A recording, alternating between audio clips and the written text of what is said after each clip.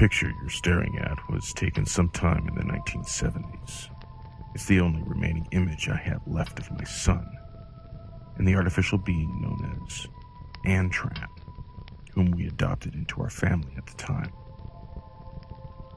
It was a warm summer back in the mid-70s. I was driving home from my logging company after a long shift. I had to make a stop at the local garbage tip to drop off some old desks my mother had given us. Something caught the corner of my eye as I bent down, and upon closer inspection was shocked to see what I originally thought was a doll. A plastic outer shell with metal limbs, and more shockingly, a humanoid face with cold, dark eyes. I'll be honest to say I was curious at the time and incredibly impressed with the workmanship, so I didn't think twice before placing it carefully along the back seat of my car and took it home. My son's interest was almost as intense as mine, and we bonded over the course of a few days, opening it up, looking at its circuitry and seeing if anything had been misplaced or broken. Eventually, to our surprise, the being, or android, seemed to come to life. Its eyes displayed a somewhat sentient tint to them. Its limbs turned, its hands gripped, and after a few moments, it managed to stand on its own accord.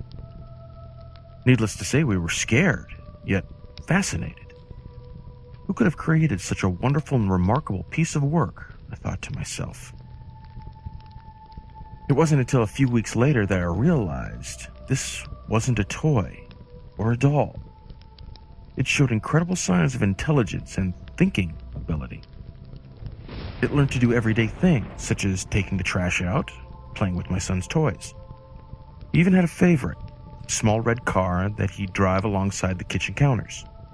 It tried to mimic our ways, trying to eat from a fork despite having no digestive system, moving its mouth despite lacking the ability to speak. I knew this was something else, perhaps a military piece of hardware or a private project. I knew I should have handed him in, but when I watched my boy play with it so happily, his face lit up. I couldn't do it. He'd always been so lonely. This was one of his only friends. What kind of father would I be to deny him the right of happiness? It couldn't hurt to allow him to keep it for a while. We named him ANTRAN, which was the print in capitals written in small font across his back. A few months passed quickly, and family life seemed to be improving. He was one of us. My lad's grades improved, his mood improved, everything was getting better. Until one evening in July. I was sitting in my armchair with a beer watching television. My boy and ANTRAN had knelt down on the rug, play fighting with one another, as boys do, when suddenly my attention was drawn to a loud gasp. I looked down and saw my child gripping his arm. "What's wrong, Adam?" I asked. He rolled up his sleeve, and on his arm was a large red mark covering his forearm. "ANTRAN pinched me," he said in a shaky voice. The mark was indeed red, and soon it would rise to a swollen purple lump. My fatherly instincts took over, and like a parent telling off a naughty child, I shouted at the android. Its cold metallic face, for a moment, seemed to show genuine sadness and sorrow, as though it didn't know its own strength, as though it was sorry. Its lips moved. Whether it was trying to muster up the words to apologize through language or merely copying what I was doing, we will never know. Later on in the evening, I apologized for the shouting, told it everything was okay, and thought nothing of it. A few weeks later, my child came into my room.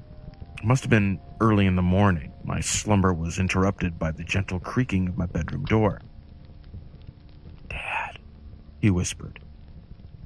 "Yes, son?" I replied. "It keeps looking at me." What does?" I asked him through tired eyes. "ANTRAN. He keeps looking at me at the end of my bed." His voice trembled, fearful. I could tell something wasn't right. I noticed him rubbing his other arm and immediately called him over. Pulling up his sleeve, my heart sank. More bruises. Must have been about 4 or 5, all the way up his small arms. "Take off your shirt, Adam," I asked, trying to keep calm. I could feel a cocktail of emotions rising within me. Panic, fear, anger. He took off his shirt. As the waist pulled over his small head, my heart sunk further. My eyes welled up. Before me, my son stood. His small frame, coated in bruises, different sizes, different shades of browns and purples. I immediately got up and stormed into Adam's room. Nothing. I shouted at the top of my lungs for the being, looking under the bed, out the closed bedroom window. Nothing. Suddenly, a loud knock from above us, then hard footsteps. "It's in the loft," I whispered, my eyes to the heavens. As I paced down the corridor, I noticed the walls on either side of me were coated in scratches, all the way up to the now swinging piece of string that leads to the small loft door. Slowly, I pulled it open, telling my scared son to stay where he was.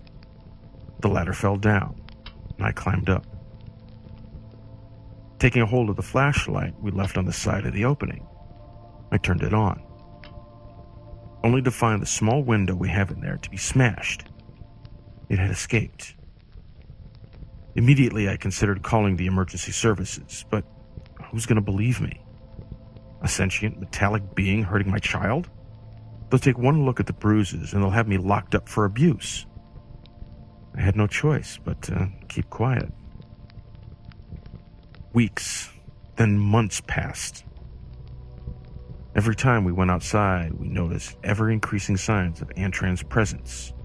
The familiar scratch marks alongside of the bricking of my home. Plants had been disturbed, patches of mud leading up to the windows.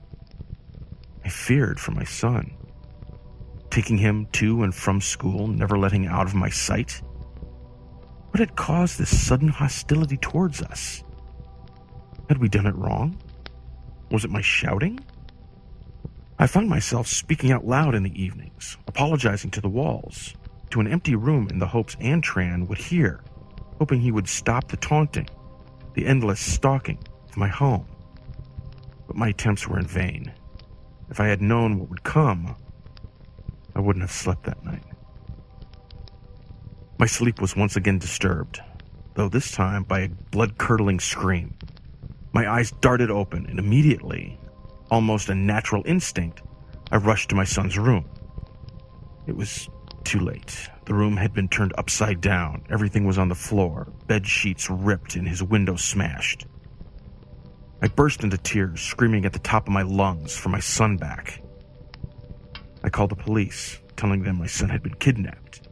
They asked if I had seen the culprit. I lied, said I hadn't, hoping the images of my son would be enough, like they believed that this doll was sentient, harmful. For the next few days, I cried myself to sleep, sobbing like a child. Life wasn't worth living anymore. I wish I had never found that thing. It betrayed my son's trust in me as a father. To protect him, and now I pay the price. It was a September dawn. I sat in my armchair, drinking, when I heard the pantry door creak open. "Adam?" I called, rushing into the kitchen. Again, nothing. Except there, on the kitchen counter, ANTRAN's favorite red toy car.